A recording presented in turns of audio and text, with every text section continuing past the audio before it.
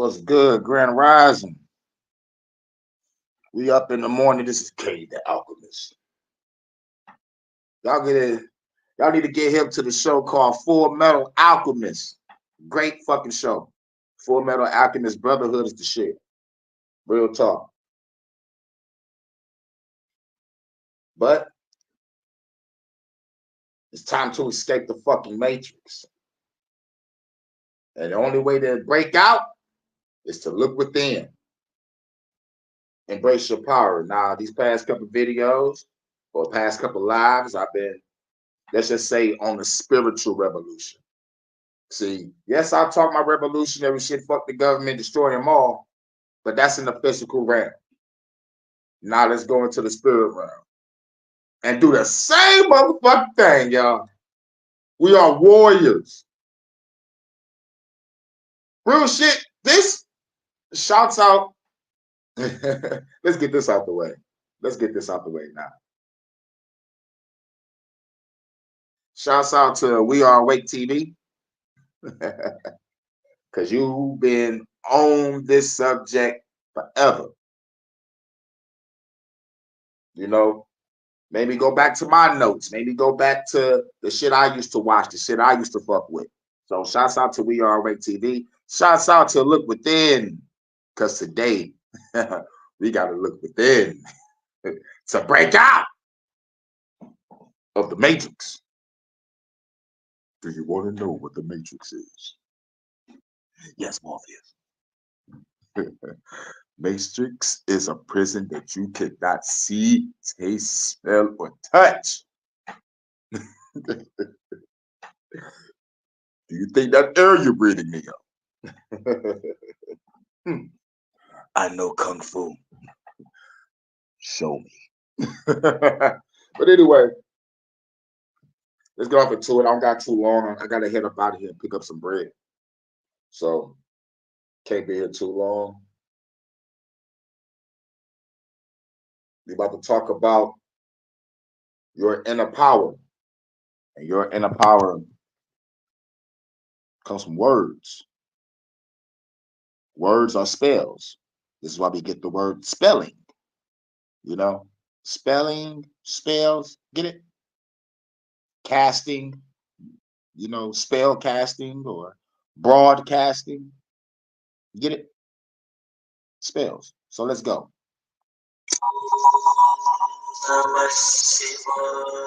Mantras, the sacred sounds, revered for their Mantras. Remember, I talked about my last video. Mantras. You need to learn your mantras, your mudras. Mudras are the hand signs. The mantras are what you speak. transformative power have been used for tens of thousands of years to unlock spiritual Tens of thousands of years. While everybody believing in Jeebus, we was already unlocking our power before Jeebus. This is why Jeebus, fuck Jesus. This is why Jesus said you would do greater things than I, because he knew we were powerful. And even Jesus said, did my father say not that ye are gods? Worship no other God before me. Because you're powerful to me. I am a jealous God. God said he's a jealous God. Why is God jealous of you? Because he know that you are better and more powerful. And you could be like, God, I renounce you and I erase you from my mind, my heart, and my reality. Fuck religion. And so far, so good. I've been away from Christianity since 2006, and so far, so good.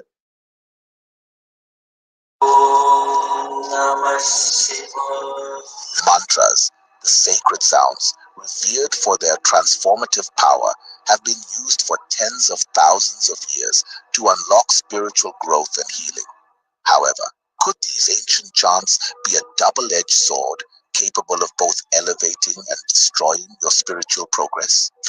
In this thought-provoking video, we'll delve into the mysterious world of mantras, exploring their origins, their power, and the potential pitfalls that lie in waiting for the unwary seeker.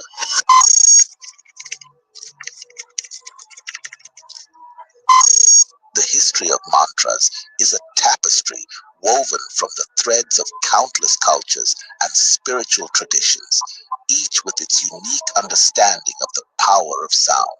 From the misty peaks of the Himalayas to the sun-drenched banks of the Nile, our ancestors have long recognized the profound influence that certain words and phrases can have on the mind, body, and spirit. In ancient Egypt, the use of sacred sound was known as hekau, a term that encompassed both the concept of words of power and the practice of magic itself. The Egyptians believed that the gods themselves had imbued certain words and phrases with the ability to shape reality, and that by uttering these words with proper intention and focus, one could tap into this divine power for healing, protection, and manifestation.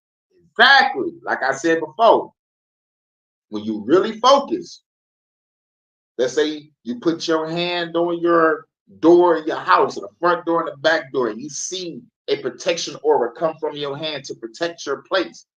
You gotta see it. You gotta be extremely fucking focused when you use your power. I'm waiting to do a Kame, Hame,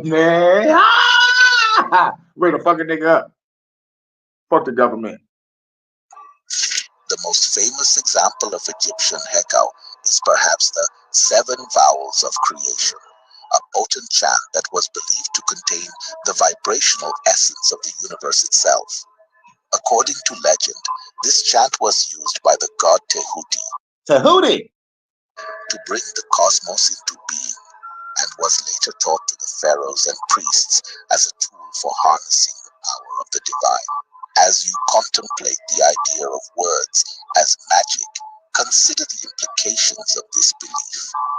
If the very vibrations of our speech can influence the fabric of reality, then the power to shape our lives and our world lies not in some distant external force, but in Right. the It ain't in some distant external force. Hashtag Jesus, God, Allah, and all those other motherfuckers the motherfuckers believe in that ain't done shit for you. Yes, Jesus have. What have Jesus done for you? He got me a house. Nope. You got off your ass, got a job, stacked up your money, and got a house yourself. Jesus ain't come down to say, all right, bitch, you lazy. I'm about to get your house for you. No. Ain't no money fall out the sky. You have to get up off your ass and make it happen. Even the Bible say faith without works is dead. So, bitch, you gotta work. Maybe we can work it out. Come on, work it out. Come on, work it out. Work it out. words we choose to speak each day. Americans 64 and older can now claim dental care for $0. Dentures. Fuck you and your fucking fake reptilian teeth. The ancient Egyptians were not alone in their reverence for the power of sound. In India, the Vedic tradition of mantra chanting dates back over 3,000 years and is considered one of the oldest and most sophisticated systems System of sound-based spiritual practice in the world. The Vedic mantras are believed to be the sonic embodiment of divine consciousness itself, the primordial vibrations that gave rise to the entire universe. By chanting these mantras with proper pronunciation, rhythm, and intention, the Vedic seers believed that one could attune oneself to the fundamental frequencies of creation and thereby access states of profound healing, insight, and spiritual realization. The power of the Vedic mantras lies not only in their sound, but also in their meaning. Each mantra is imbued with layers of symbolic and metaphysical significance, encoding the deepest truths of Vedic philosophy and cosmology. By contemplating the meaning of these mantras as we chant them, we open ourselves to a transmission of wisdom that goes beyond mere intellectual understanding and touches the very core of our being. One of the most revered mantras in the Vedic tradition is the Gayatri mantra. a powerful invocation of the divine light that is believed to dispel ignorance and illuminate the path to self-realization. As you chant this mantra, imagine the radiant light of pure consciousness filling your being, dispelling the shadows of doubt and confusion, and revealing the true nature of your own divine essence. However, the power of mantras is not limited to the realms of spirituality and metaphysics. In recent years, modern science has begun to shed light on the measurable effects that sound can have on the human body and mind, lending credence to the ancient wisdom of the mantra traditions. Studies have shown that chanting certain mantras can have a profound impact on the brain, inducing states of deep relaxation, focus, and even altered consciousness. The rhythmic vibrations of the mantras can also stimulate the production of beneficial hormones and neurotransmitters such as serotonin and oxytocin, which promote feelings of well-being, connection, and euphoria. But perhaps most intriguing of all is the growing body of research on the effects of mantras on the physical body itself. Scientists have discovered that the vibrations created by chanting can stimulate the healing process at a cellular level, promoting the regeneration of damaged tissue and the release of toxins from the body. As you chant your mantras, take a moment to tune into the subtle sensations that arise in your physical being. Yeah, it is that serious. Let's just say you have a chest pain or a toothache, and you are into meditation and you into this type of practice. All you got to do, let's just say, grab your hands. I mean, like, look at your hands, rub them together, visualize light, visualize healing light. You need to say it. Whatever needs to be healed. So just rub your hands together, see your light, surround your hands, visualize it. You got to be a perfect visual. And then you place your healing hand on wherever's hurting. And you speak your mantra, do the vibration, get in the sound frequency, and you're going to feel healing. You're going to feel it. It's going to be like, how Mr. Miyagi rubbed his hands together and he motherfucking rubbed it and he motherfucking placed the motherfucking shit on Daniel's leg and shit. Every time I watched that scene, even from back in the day, I saw light in his hand. I don't know why. Nobody else saw it but me. Now, even though it's a movie, but I understood what the fuck he was doing at that time. Well, like, I guess my subconscious did. Because like when I first saw Karate Kid, I was like, shit, what? Like probably like seven or eight. But I told you I woke up at 5 years old, so I already knew. Yes, I want to do a Kamehameha on the government. Hit the government with a motherfucking Kamehameha wave and a Hadouken. Fuck it. Or I'm gonna just be smart as fuck and just motherfucking create me a Tony Stark suit and just unibeam niggas. This nigga got a unibeam, bro. This nigga made a photon cannon. You know that's the God particle, nigga. That's the God particle. I'm gonna hit you with the light of God. I use mantras as well. It helps. Yep. Yep. They show Buddha, Jesus, Muhammad using them as well in depictions. Yeah. And motherfuckers like Jesus disappeared for some years. There's no accounts. Well, they found the book. Jesus walked off and went to India, learned some mantras, mudras, and some magic, and came back and started doing miracles and shit. That's what I heard. Motherfucker heard. Or the government gets a final flash. You know what the government gonna get? Fuck it. Fuck it. They're gonna get Hakai. I want to erase those niggas from existence. I'm gonna give them to Lord Beerus. Lord Beerus, I'm about to destroy the government because they didn't give me a pudding cup.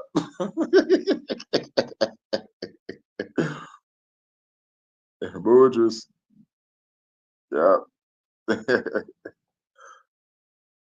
We'll talk about mudras next. Mudras is very serious too.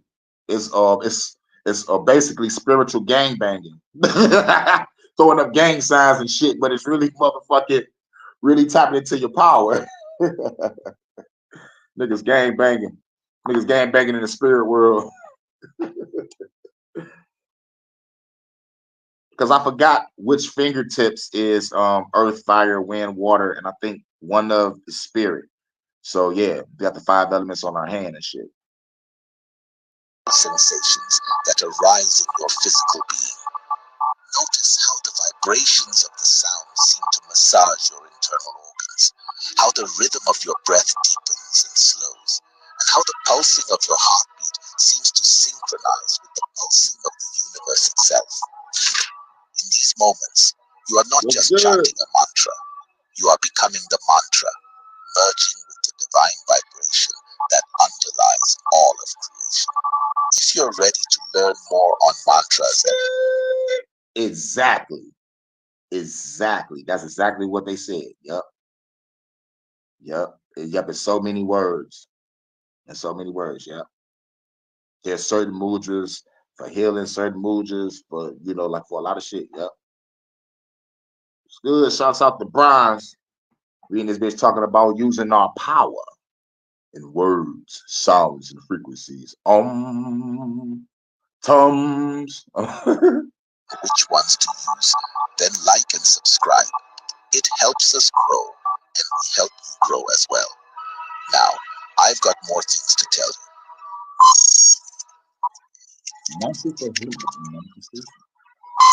One of the most powerful applications of mantras is in the realm of healing, both physical and emotional. By chanting mantras that resonate with specific areas of the body or energy centers, we can stimulate the body's natural healing processes. What I just say?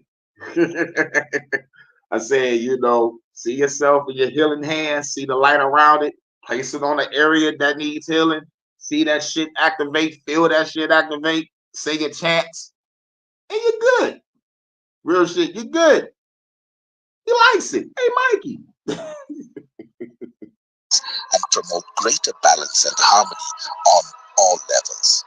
For example, the mantra Ram is often used to balance and energize the solar plexus chakra, the seat of our personal power and self. The solar plexus chakra is right there in the gut area.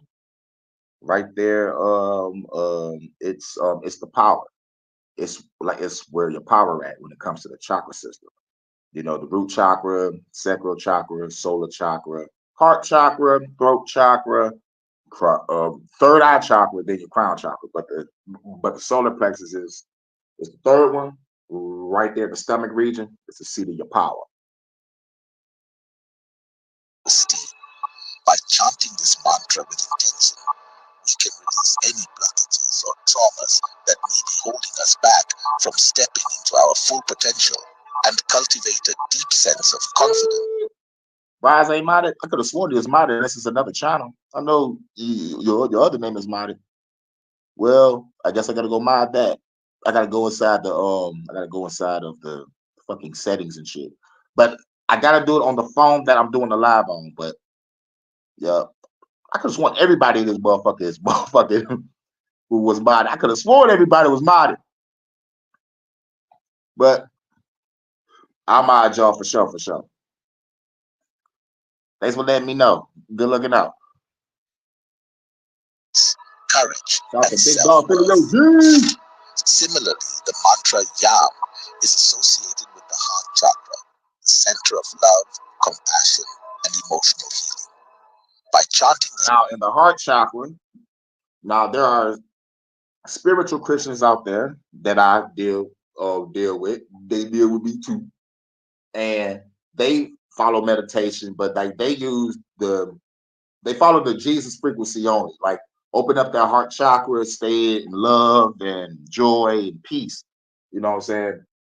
And they ain't out here talking about God is out there. They saying that God lives within. So, the spiritualist Christians are cool with me. Like, it's those brainwashed, judgmental Christians that I don't like. Like those are the ones that want to go vote too. They all fuck with them. It's the spiritual Christians that meditate, the conspiracy theory Christians that look for the same shit I'm looking up, and the Gnostic Christians that fucking know that God is evil. And we just need to just live right, live righteous, live accordingly, and do not be attached to this fucking world that is parasitic and cursed. And the Gnostics was killed for that. The Gnostics and the Cathars. Because they was like, yo, nigga, your God ain't shit. Your God comes from a chick named Sophia, and Sophia did not want the child and cast it into darkness. Motherfucker woke up and started creating. That's what the fuck that nigga did. The center of love, compassion, and emotional healing. By chanting this mantra, we can open ourselves to the flow of divine love that permeates the universe and cultivate a greater sense of empathy, forgiveness, and unconditional positive regard for ourselves and others. But the power of mantras extends beyond just healing. They can also be used as potent tools for manifestation and the attainment of our deepest desires. By chanting mantras that align with our intentions and goals, we can harness the power of sound to reshape our reality and attract the people, circumstances, and opportunities that will support us on our path. One of the most famous mantras for manifestation is the Sanskrit chant Om Namah Shivaya. Om Namah Shivaya. Y'all felt that? Pause. Which invokes the energy of Lord Shiva, the divine destroyer and transformer. Yeah, that's my nigga Shiva. Shouts out to Shiva. Shiva, my nigga. I walk his path. I didn't know I was walking Shiva's path. But like when I said to myself, I devote my life to peace and mind and meditation, and I read about Shiva, and Shiva said I would devote. Then I followed the path of Shiva. So I bet you wonder how Shiva got a wife. Shiva got a wife. Well, his first wife was Sati. Sati was in the high heavens, right, with the other guys that didn't like Shiva. Obviously, they was jealous because Shiva is an all-powerful fucking deity. Well, fuck it, all-powerful true God. Fuck it, I'm gonna say it. And the guys was throwing a party, and they invite all the guys, gave all the other guys gifts and shit. So Sati was like, where's the gifts for my motherfucking husband? Where's his gifts? So they disrespectfully was like, nigga, fuck that nigga on some real shit. They was like, nigga, fuck Shiva. So what Sati did, which me personally, I found this kind of crazy. There is like a I guess like a ceremonial god bonfire party, whatever the fuck. And she threw herself in the fire. Oh, you don't want to give no presents to my husband? You don't want to motherfucking acknowledge him as a true God? Fuck all y'all. Threw herself in the fire, right? Shiva found out. Shiva found out and just started destroying every fucking thing. Yeah. So I forgot how they calmed him down. But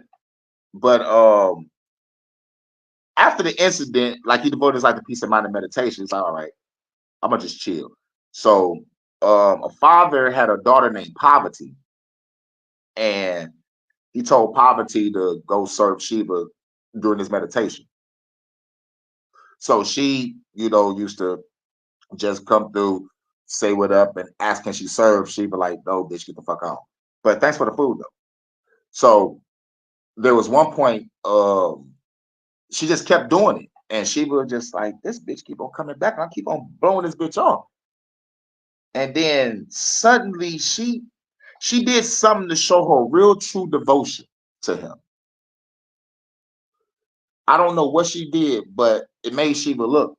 And then they found out that it was really Sati reincarnated as Parvati. And then it goes into the reincarnation story and shit. Because that's what the Hindus believe, along with the Chinese. When I first learned about y'all the Baal, I heard it in my head in a foreign, deep, godlike voice in the head. Damn, that's that's almost scary. It was disturbing. Not a common thing for me. Wow. Sounds kind of like the story of the Monkey King. You know, they got a game called Sun Wukong. You know, the I think Black Wukong or some shit like that. Game just came out too. But I don't got a PS5.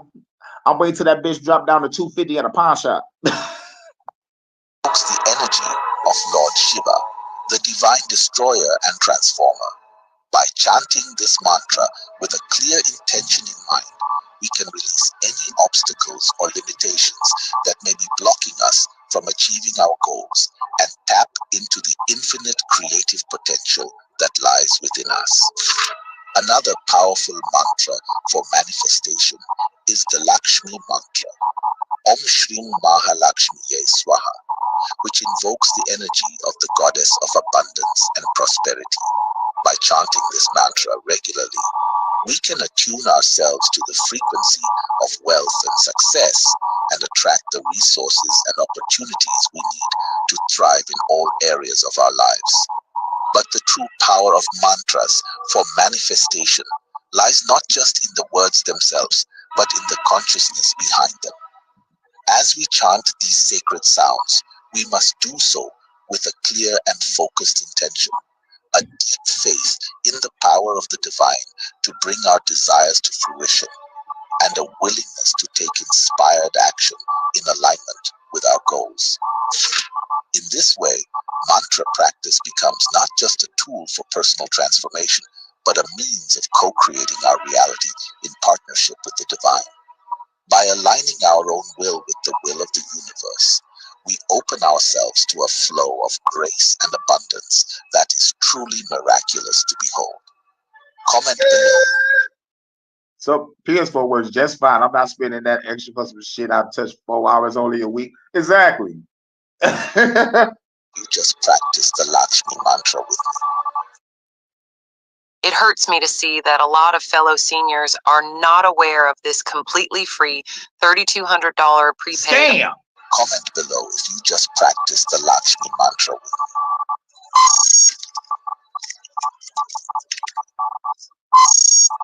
As powerful as mantras can be, it is important to approach them with a sense of discernment and humility, lest we fall prey to the many pitfalls and traps that can arise on the path of spiritual practice.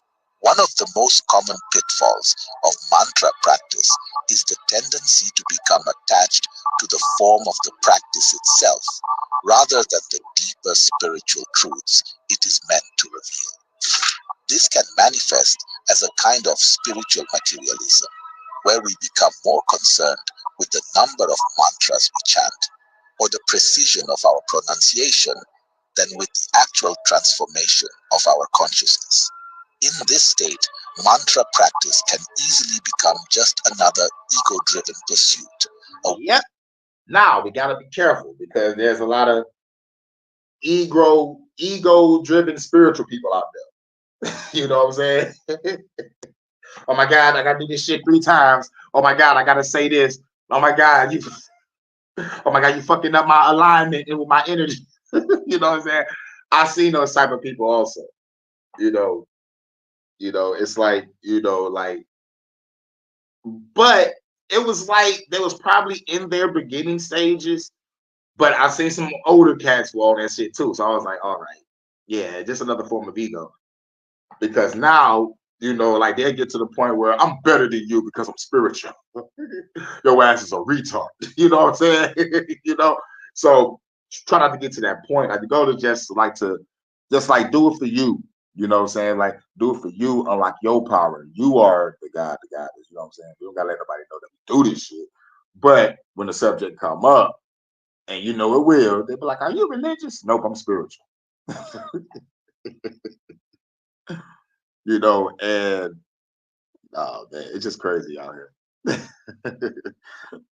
Divide and conquer. We got spiritual people and religious. But the goal is try not to get uh try not to turn that spirituality into how the religious people do they shit.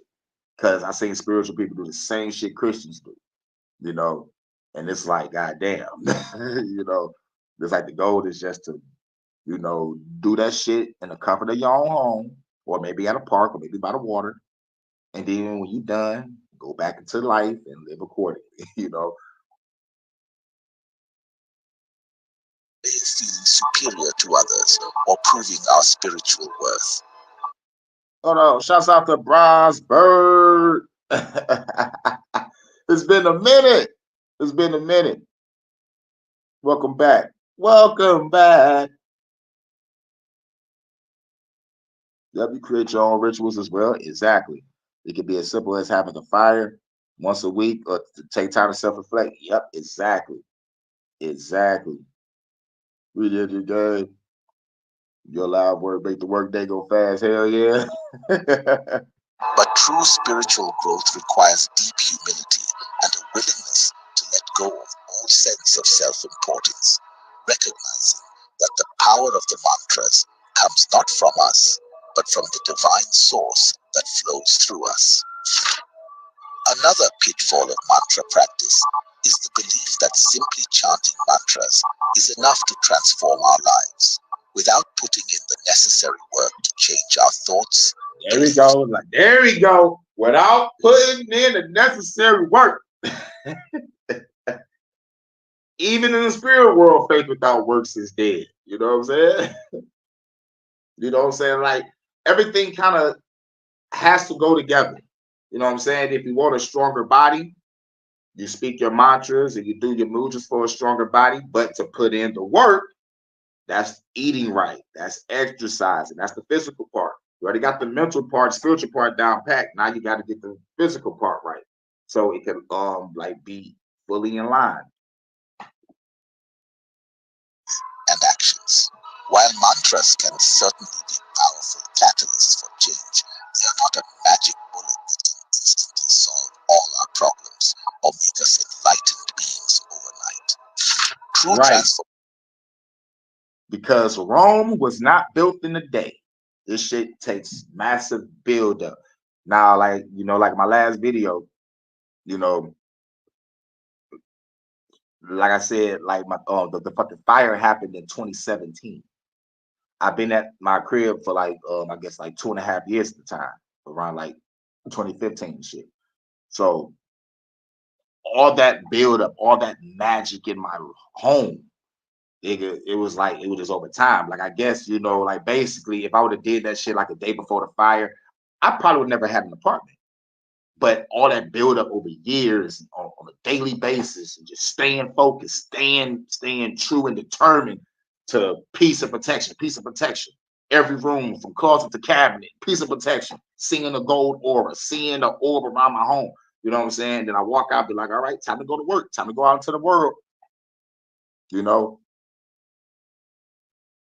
Transformation requires a holistic approach, one that encompasses not just mantra practice, but also self-reflection, ethical living, and the cultivation of wisdom and compassion. Without this foundation, mantra practice can easily become a form of spiritual bypassing, a way of avoiding the deeper work of confronting our shadows and healing our wounds. There is also the danger of becoming overly attached to specific mantras or lineages, to the point where we close ourselves off to other paths or teachings that might be beneficial for our growth. This kind of spiritual dogmatism. And this is why I say I'm looking for truth in all things and apply it to my life. You know, you stick to one practice, you might be stuck on it. Get like, you know, like it'll get dogmatic. You know what I'm saying? So I use different meditation practices. I do the candlelight meditation, transcendental meditation, sound meditation. You know what I'm saying? And you know, it all helps. It all benefits my body and the mind and the spirit and the soul. can be just as limiting as any other form of close-mindedness and can prevent us from truly expanding our consciousness and embracing the full spectrum of divine wisdom. To avoid these pitfalls, we must approach mantra practice with a sense of openness, curiosity, and discernment. Rather than blindly following any one teacher or tradition, we must learn to trust our inner guidance and intuition, and be willing to question and explore different perspectives on the path. It is also important to remember that the ultimate goal of mantra practice is not to accumulate spiritual experiences or powers, but to dissolve the very sense of a separate self that seeks such things. As we chant these sacred sounds, let us do so with a spirit of surrender and devotion, offering our practice up to the divine and allowing it to unfold in whatever way is most beneficial for our growth and awakening.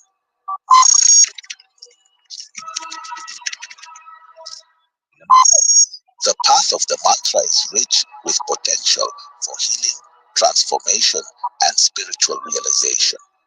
But it is also a path that requires great skill and discernment to navigate, lest we fall prey to the many pitfalls and traps that can arise along the way. To truly harness the power of mantras for our growth and awakening, we must learn to integrate this practice into a holistic approach to spiritual development, one that encompasses not just the chanting of sacred sounds, but also the cultivation of self-awareness, ethical living, and the embodiment of divine qualities in our daily lives. There's something you should know. They are keeping this away from you. If you're an American and you're at least 50 years old. One of the key aspects of this integration is the practice of self-reflection and inquiry. As we chant our mantras, we must take time to pause and observe the thoughts, emotions, and sensations that arise within us without judgment or attachment. By bringing gentle, curious attention to our inner experience, we can begin to unravel the knots of conditioning and trauma that may be blocking the flow of divine energy in our lives. Another essential component of the path of integration is the cultivation of ethical living and right action. As we attune ourselves to the vibrations of the mantras, we naturally begin to resonate with the qualities of truth, compassion, and non-violence that they embody. But it is up to us to... I walked through the green door. It was an emerald door, and I talked to many gods and goddesses. Some of them were playful. Some of them were mad that I was there. Some of them was happy to see me.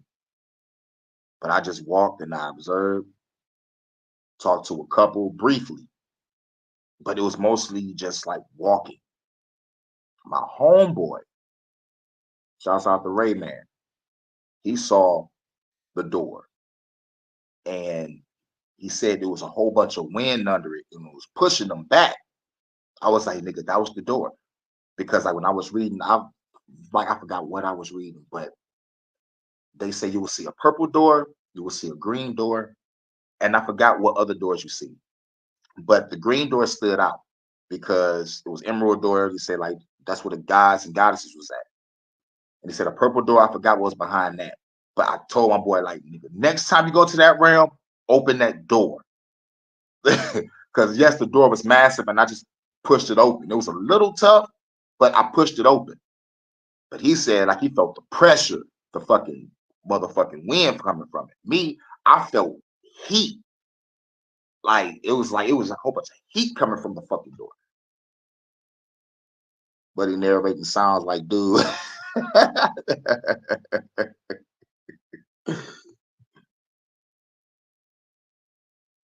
Yeah.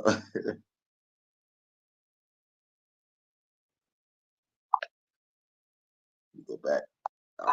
But it is up to us to translate these qualities into our daily lives by treating ourselves and others with kindness, honesty, and respect, and by making choices that align with our deepest values and aspirations. Exactly. So each and every one of you right now that's living your life accordingly, going by your high morals and your values and your standards, helping others when they need it, just walking in your own light, walking in your own righteousness. You're good because it's in you. You feel me? So making decisions on your path that reflect what you're trying to do in your spirituality, that helps. As we chant these sacred sounds, we are not only healing and awakening ourselves, but also sending ripples of positive energy out into the collective consciousness, contributing to the upliftment and evolution of all beings. In this way, mantra practice becomes a form of sacred activism, a way of using our spiritual practice to create positive change in the world around us. Whether we are chanting for peace, for healing, or the awakening of all beings, we are participating in a global movement of consciousness that has the power to shift the very foundations of our reality. As we walk this path of integration, let us remember that the ultimate mantra is the one that resides within the silent depths of our own being, the eternal vibration of our own divine nature. By attuning ourselves to this inner sound and allowing it to guide our thoughts, words, and actions, we can become living embodiments of the mantras we chant and radiant beacons of light in a world that so desperately needs our healing presence.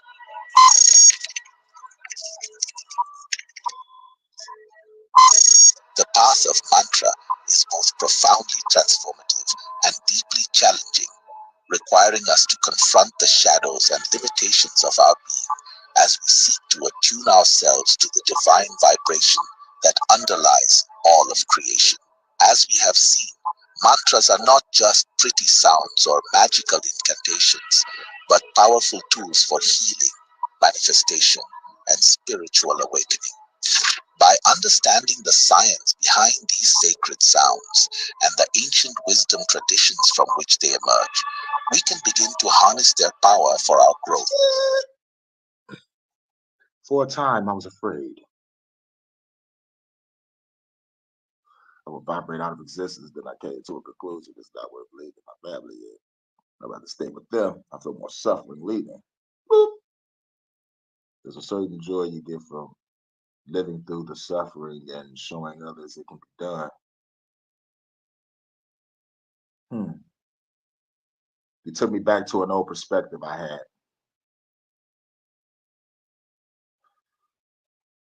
I thought about that, I think, probably before I got deep into meditation. I'm like, what if I fucking disappeared from existence? And then I thought about the Avatar. The Avatar, when it was talking about chakras and shit. And this is a fucking kid show. When it said when it got to the crown chakra, the master told the Avatar, it's like, nigga, you gotta let everything go. Even the people you love. That's the only way to get out. When the culture say do not be attached to this world, they really fucking meant it. They really meant it. So after that, I said, if I exit from existence, guess what's gonna happen? My spirit is gonna leave and my body is gonna drop to the fucking floor. And I'm gonna be dead in the physical realm, but I'm happy as fuck floating to my realm. And then it was just a state of bliss after that. I was like, man, I'm ready to get the fuck up off this prison planet. And plus I learned that people gonna be people. You gotta let the dead die. It was just like it was peace. It was clarity after that. It was clarity. Like I am ready to leave. And I don't care who I leave behind. They're gonna be left behind, like that movie with Kirk Cameron. They're gonna be left behind, or like off The Simpsons, left below.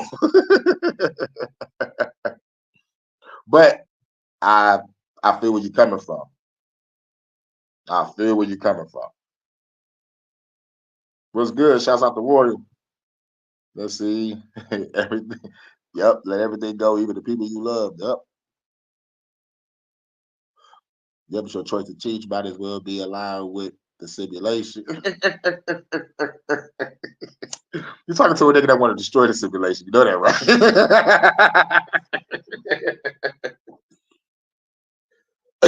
But at the end of the day, that was back when I was, studying on why we're here on this planet, who we are, why we here, and where we going when we leave this bitch. So yeah, I remember having those thoughts too, but man, I ain't here to teach. I'm here to destroy this bitch. I'm here to expose the matrix and destroy the matrix.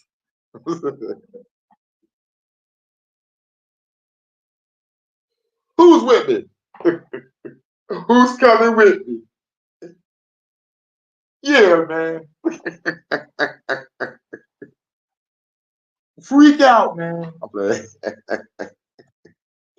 But yeah, but still though, I feel where you're coming from, because I had studied that too. We can begin to harness their power for our growth and transformation. But the path of mantra is not without its pitfalls and dangers. To truly benefit from this practice, we must approach it with humility, discernment, and a willingness to do the deep inner work of self-reflection and purification. We must be willing to let go of our attachments and expectations and surrender ourselves to the divine will that flows through us. Ultimately, the goal of mantra practice is not just to accumulate spiritual experiences or powers, but to dissolve the very sense of a separate self that seeks such things. As we chant these sacred sounds, let us do so with a spirit of devotion and service, offering our practice up to the divine and allowing it to unfold in whatever way is most beneficial for the awakening of all beings.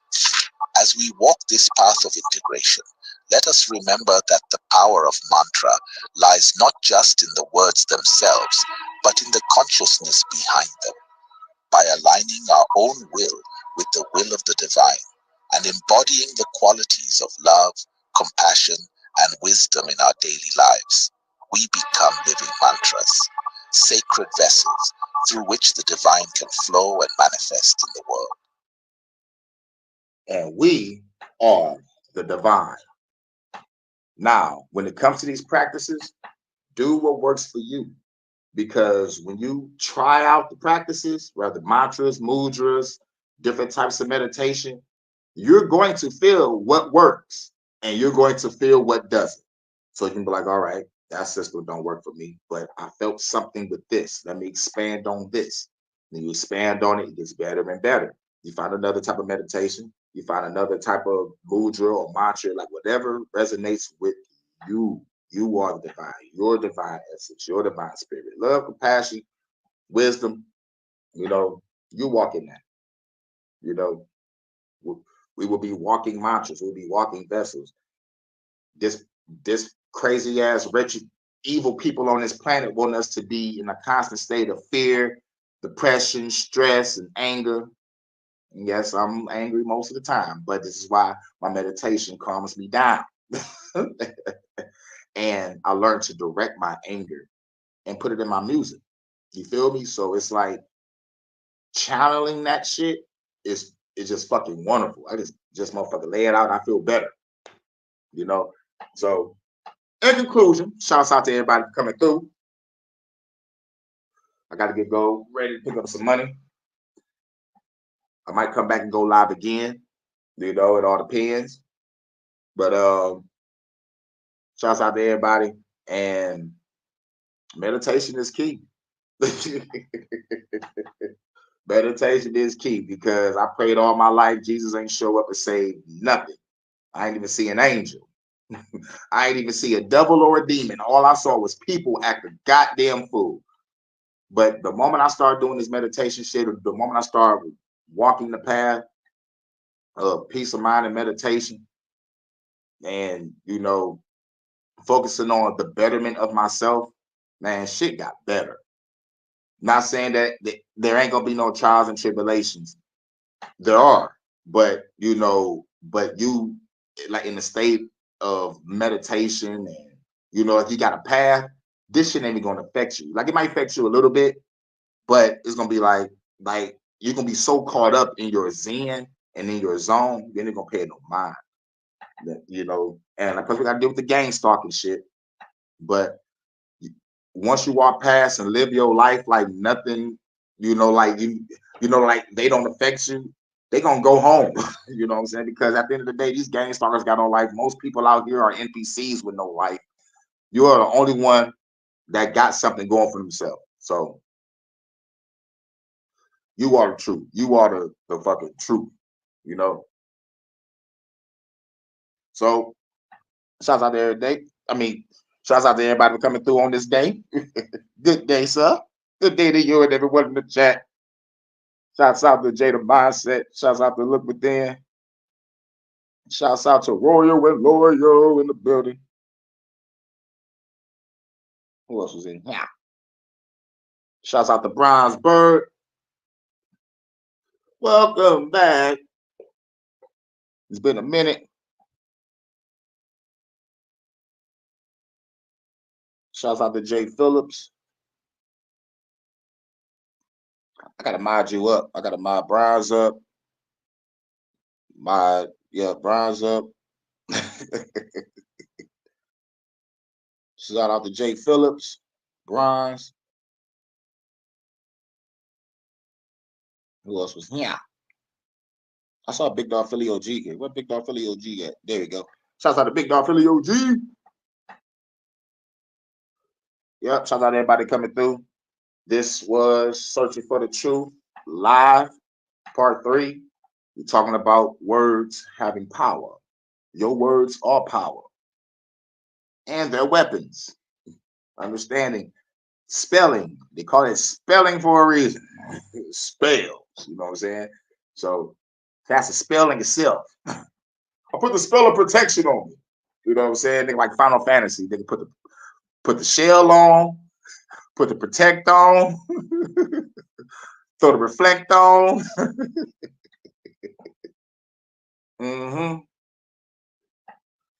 Yeah, you gotta motherfucker get ready for battle, man. You just can't go into battle just on some bullshit. You gotta go in your motherfucking inventory and put on the right items, the right equipment.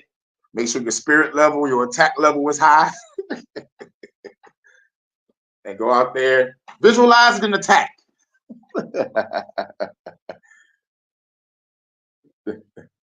Words are powerful weapons. These words are weapons. Hey, yo. I forgot Eminem said that. But, yo, LL Cool J and Eminem, that track, yo, I'm not going to lie. LL Cool J ripped Eminem, y'all. I said it, nigga. I said it. LL Cool J ripped Eminem, y'all.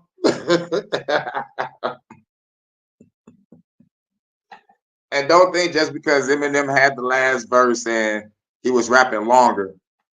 Nah, bro. Like once I got to the end of that verse, he was saying some stupid shit. Then it ended on a crazy note.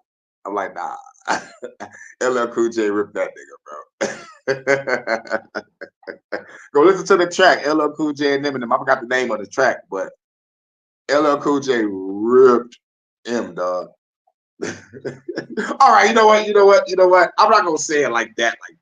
But what I can say is this: they complemented each other's style and ability. It was like they was in competition with each other on that track. It was like who's gonna spit the hardest fucking bars on this bitch.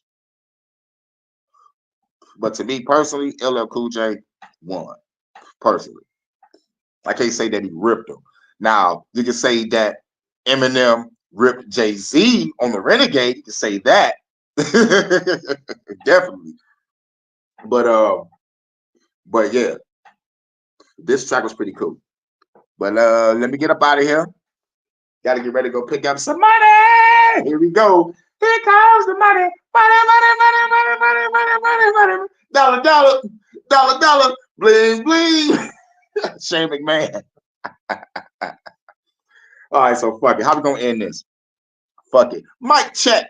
I walk around the streets with my black Tech 9 on the waistline, looking the hype shit. I never claimed to be the best type of rapper, but have to show the motherfuckers what I'm after. I'm after the gold, and after that the platinum. Beef after that, Hurricane G packs the gat, son. Bow.